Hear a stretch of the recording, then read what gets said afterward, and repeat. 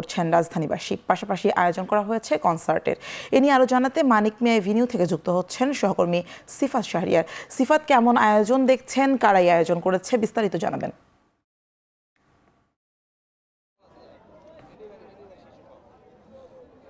এটি পূর্ব ঘোষিত আয়োজন ছিল।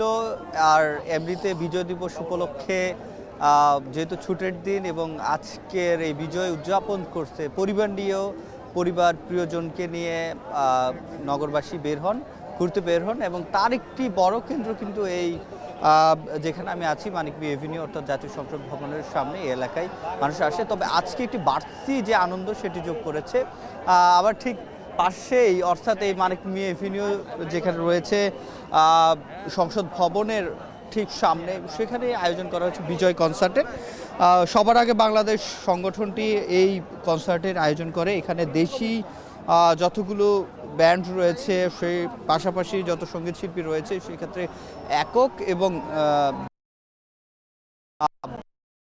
যে সঙ্গীত আয়োজন সেটি কিন্তু এখানে চলবে এবং ইতিমধ্যে এই প্রাঙ্গণ মানুষে মুখরিত হয়ে গেছে বলা যায়।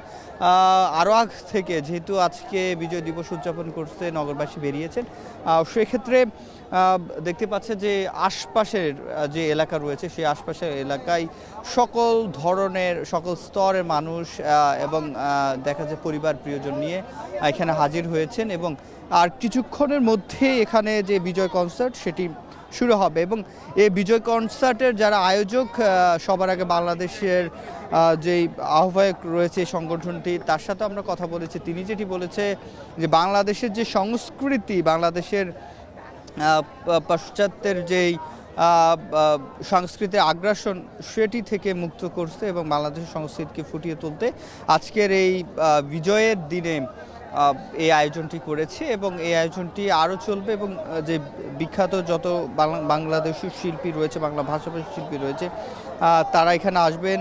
ব্যান্ডগুলোর কথা যদি বলি, বাউল। মানিক মিয়া এভিনিউ থেকে আমাদের সঙ্গে যুক্ত ছিলেন সহকর্মী সিফাত শাহরিয়ার।